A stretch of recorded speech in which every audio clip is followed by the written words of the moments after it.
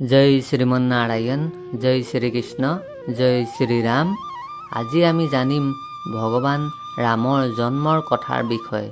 প্ৰথমতে আমি এইটো জনা উচিত যে ভগৱানে অৱতাৰ কিয় লয়। ভগৱানে অৱতাৰ এই কাৰণে লয় যে বিপ্ৰধেনুচুৰ শান্তিহিত লীনহি মনুজ অৱতাৰ, অৰ্থাৎ ব্ৰাহ্মণ, গাই, দেৱতা আৰু সাধু সন্ত ভকতসকলক ৰক্ষা কৰিবৰ কাৰণে ভগৱানে অৱতাৰ লয়। তেওঁলোকৰ কাৰণে ভগৱানে অৱতাৰ লয়। ৰামজীয়ে কিয় অৱতাৰ ল'লে আৰু সম্পূৰ্ণ জন্ম কথাৰ বিষয়ে জানিম। আপোনালোকে ভিডিঅ'টো শেষলৈকে চাব। ৰাৱণে যেতিয়া গোটেই পৃথিৱীতে তিনিও লোকতে অত্যাচাৰ কৰিছিলে, উপদ্ৰৱ কৰিছিলে, তেতিয়া দেৱতা ঋষিমুনি সকলোৱে গৈ ভগৱানক প্ৰাৰ্থনা কৰিলে যে প্ৰভু আপুনি আমাক ৰক্ষা কৰক, আপুনি আমাক ৰক্ষা কৰক। আৰু ভগৱান নাৰায়ণে তেতিয়া দেৱতাসকলক কৈছিলে যে আপোনালোকে নিশ্চিন্ত থাকক, কোনো ভয় কৰিবলৈ দৰকাৰ নাই, মই অৱতাৰ নিশ্চয় ল'ম, মই নিশ্চয় আপোনালোকৰ এই দুখৰ সমাধান কৰিম, নিবাৰণ কৰিম। ভগৱানে কৈছে মই পৃথিৱীত অৱতাৰ লৈ ৰাৱণক বধ কৰিবৰ কাৰণে অলৰেডি মই প্লেনিং বনালোৱে, যোজনা বনালোৱে বুলি কৈছে। আৰু দেৱতাসকলে ভগৱানক কৈছে যে প্ৰভু আপুনি কি প্লেনিং বনালে? তেতিয়া ভগৱান নাৰায়ণে কৈছে এই দশৰথে যে যজ্ঞ কৰি আছে, মই তেওঁ সন্তান ৰূপে প্ৰকট হ'ম, মই ৰাৱণক বধ কৰিম বুলি ভগৱান নাৰায়ণে কৈছে। আৰু ভগৱানে কৈছে কেৱল ৰাৱণই বধ নকৰোঁ, ৰাৱণৰ বংশত পৰিয়ালত যিমান দুষ্ট অসুৰ আছে তেওঁ সন্তানৰ পৰা আদি কৰি সকলোকে মই বধ কৰিম, সকলো অসুৰক মই বধ কৰিম বুলি ভগৱানে কৈছে। আৰু ৰাৱণক বধ কৰাৰ পাছত মই 11,000 বছৰ এই পৃথিৱীতেই মই বাস কৰিম বুলি ভগৱানে কৈছে। আৰু দেৱতাসকলে তেতিয়া কৈছে ভগৱানক যে প্ৰভু ৰাৱণকটো বধ কৰাৰ পিছত আপোনাৰ কি কাম আছে এই পৃথিৱীত? আৰু ভগৱানে তেতিয়া কৈছে এই পৃথিৱীক পালন কৰিবৰ কাৰণে মই 11,000 বছৰ এই পৃথিৱীত থাকিব লাগিব। কিয়নো পৃথিৱীয়ে বহুত দুখ কষ্ট সহ্য কৰিবলগীয়া হ'ল ৰাৱণৰ অত্যাচাৰত। দেৱতা ঋষিমুনিসকলেতো অত্যাচাৰ সহ্য কৰিছিলেই, সহিবলগীয়া হৈছিলেই। আৰু এই পৃথিৱীয়েও বহুত ৰাৱণৰ ভাৰ দুখ কষ্ট সহ্য কৰিব লগা হৈছিলে, কাৰণ ৰাৱণে এই পৃথিৱীতেই সকলো অত্যাচাৰ উপদ্ৰৱ কৰিছিলে নহয় জানো। চলত দশানন দৌলত অৱনী, অৰ্থাৎ ৰাৱণে যেতিয়া এই পৃথিৱীত খোজ কাঢ়িছিলে, এই পৃথিৱীত খোজ দিয়ে, তেতিয়া পৃথিৱী কঁপে, পৃথিৱী ডগমগাই যায় বুলি কৈছে। সকলোতকৈ দুখ এই পৃথিৱীয়ে সহ্য কৰিবলগীয়া হৈছিলে। আৰু এই পৃথিৱী কোন আছিলে? পৃথিৱী বিষ্ণুপ্ৰিয়া, অৰ্থাৎ ভগৱানৰেই পত্নী হয়। এই পৃথিৱী মা ভূদেৱী, অৰ্থাৎ ভগৱান নাৰায়ণৰ পত্নী হয়। সেয়েহে আমি সকলোতকৈ প্ৰথম ৰাতিপুৱা শুই উঠি এই ধৰতী মাক প্ৰণাম কৰোঁ। যিহেতু এই পৃথিৱী মায়ে যুগ যুগ ধৰি বহুত অত্যাচাৰ, বহুত কষ্ট সহ্য কৰিলে, সেয়েহে ভগৱানে কৈছে যে মোৰ যেতিয়া চৰণ 11,000 বছৰ এই পৃথিৱীত পৰি থাকিব, তেতিয়া পৃথিৱী মাও ধৰতীও বহুত শান্তি পাব, সুখী হ'ব। আৰু এই কথা কৈ ভগৱান সেই দেৱতাসকলৰ ওচৰৰ পৰা অন্তৰ্ধান হৈ গ'ল। আৰু অন্তৰ্ধান হৈ ক'লৈ গ'ল? সেই দশৰথজীয়ে যি যজ্ঞ কৰি আছিলে সেই যজ্ঞত প্ৰৱেশ কৰিলে। আৰু যেতিয়াই ভগৱানে সেই যজ্ঞৰ অগ্নিত জুইত প্ৰৱেশ কৰিলে, তেতিয়া সেই অগ্নিদেৱে এটা চৰু লৈ পিনি সেই অগ্নিৰ পৰা যজ্ঞকুণ্ডৰ পৰা প্ৰকট হ'ল। আৰু অগ্নি দেৱতাই যেতিয়া সেই চৰুটোত পায়স লৈ দশৰথক দিলে যে এই পায়সখিনি অৰ্থাৎ ক্ষীৰখিনি লোৱা, আৰু ক্ষীৰখিনিৰ বিষয়ে এইটো লিখা আছে যে সেই ক্ষীৰখিনি কোন হয়? সেই ভগৱানেই সেই চৰুটোত ক্ষীৰ ৰূপত প্ৰকট হৈ গ'ল, ক্ষীৰ হৈ গ'ল, সাক্ষাৎ ভগৱানেই। কাৰণ কৈছে পায়সম দেৱ নিৰ্মিতম, ভগৱানেই ক্ষীৰ হৈ গ'ল। আৰু সেই পায়সখিনি দশৰথজীয়ে গুৰুদেৱৰ আজ্ঞা লৈ তেওঁৰ 3গৰাকী পত্নীক ভগাই দিলে। আৰু সেই পায়স কেনেকৈ ভাগ কৰিছিলে জানেনে আপোনালোকে? সেই পায়সখিনি দুভাগ কৰিলেতো, দুভাগৰ আধা প্ৰথমতে কৌশল্যা মায়ে খালে, আৰু আধা ভাগ যি বাচি আছিলে সেয়া দুভাগ কৰিলে। সেয়া আধা কি কৰিলে? কৈকেয়ী মাক দিলে। আৰু আধা ভাগ যি বাচি আছিলে সেয়াও দুভাগ কৰি অলপমান আধা সুমিত্ৰা মায়ে খালে, আৰু আধা আকৌ কৌশল্যা মাক স্পৰ্শ কৰাই পিনি আকৌ সুমিত্ৰা মাকে দিলে বুলি কৈছে।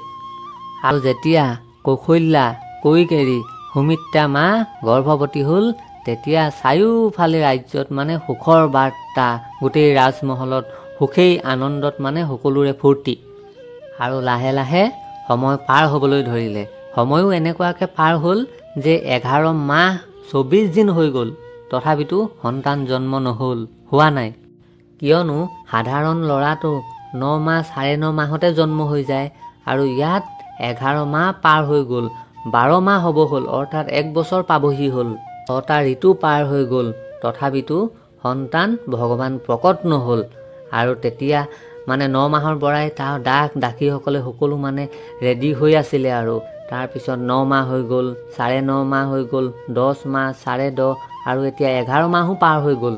আৰু তেতিয়া দাসীসকলে ভাবিলে আৰু এতিয়া কি হ'ব, যি হ'ব দেখা যাব বুলি তেওঁলোকেও সিমান উৎসাহ কৰিবলৈ চিন্তা কৰিবলৈ এৰি দিলে। আৰু সকলো তৈয়াৰ কৰি ৰাখিছে, ৰেডি কৰি ৰাখিছে, কিন্তু কোনো সংকেত নাই।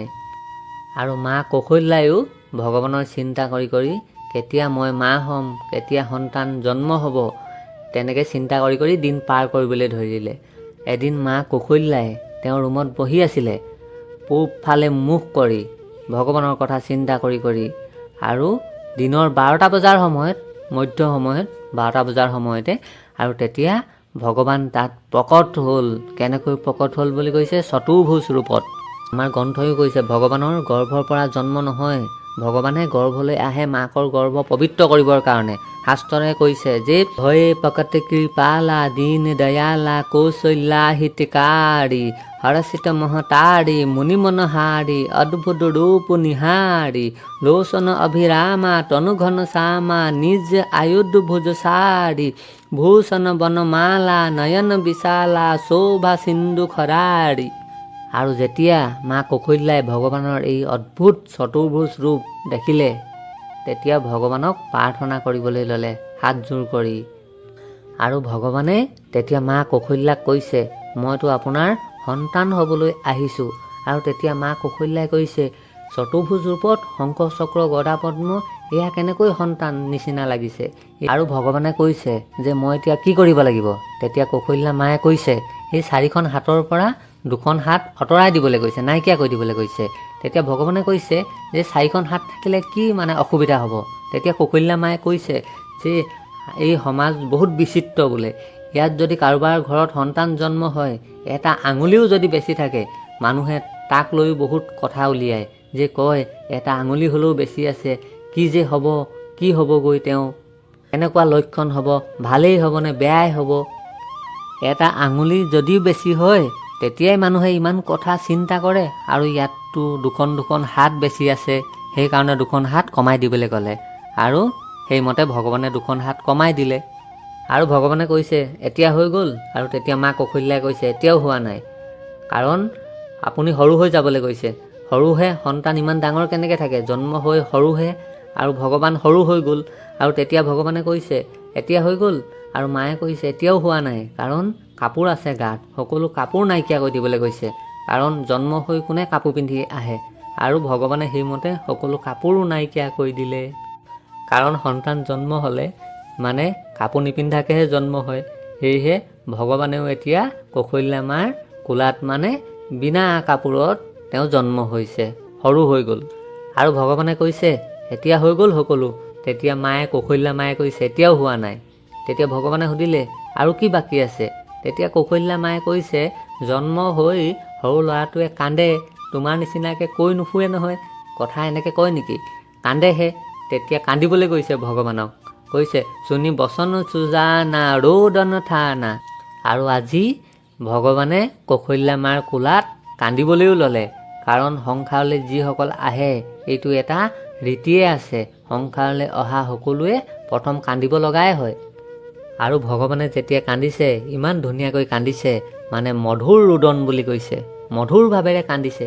ভগৱানৰ সকলো মধুৰেই হয়, কিয়নো মধুৰাৰিপতে ৰখিলম মধুৰম, কাৰণ ভগৱানৰ সকলো কৰ্মই মধুৰ হয়। আৰু চাৰিওফালে এতিয়া আনন্দ উল্লাসৰ সময়। পিছত কৈকেৰী মাৰ ৰুমৰ পৰা 2গৰাকী দাসী আহি দশৰথক কৈছেহি যে মহাৰাজৰ জয় হওক, কৈকেৰী মায়েও এজন সন্তানৰ জন্ম দিছে। আৰু এতিয়া দশৰথ আৰু ফূৰ্তি, আৰু আনন্দ, আৰু উল্লাস যে 2জন সন্তানৰ জন্ম হৈ গ'ল।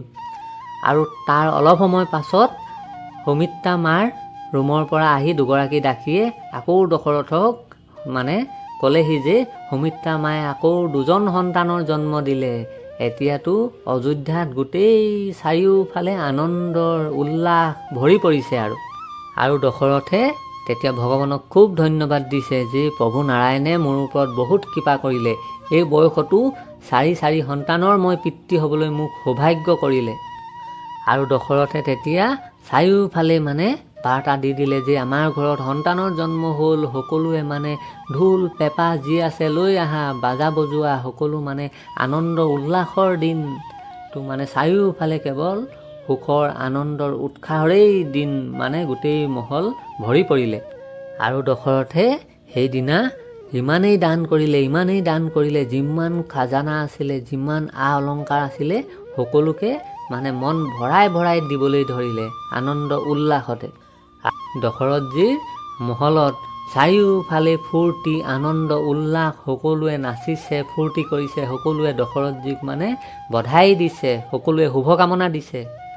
আৰু আজি স্বয়ং ভগৱানৰ জন্ম হৈছে, দেৱী দেৱতাসকলে শুভকামনা জনাইছেহি। চাৰিওফালে কেৱল আনন্দ উল্লাসৰ মুহূৰ্ত হৈ গৈছে। আৰু ভগৱান ৰামৰ এনেদৰেই প্ৰকট হৈছিলে, জন্ম হৈছিলে দশৰথ ৰজাৰ ঘৰত, যাক আমি মন্দিৰে নামঘৰে সদায় প্ৰাৰ্থনা কৰোঁ, পূজা অৰ্চনা কৰোঁ। সেই পৰম ব্ৰহ্ম পৰমেশ্বৰ পৰম পিতা প্ৰভু শ্ৰীমন নাৰায়ণ ভগৱান আহি ৰাম ৰূপত এই পৃথিৱীত অৱতাৰ লৈছিলেহি।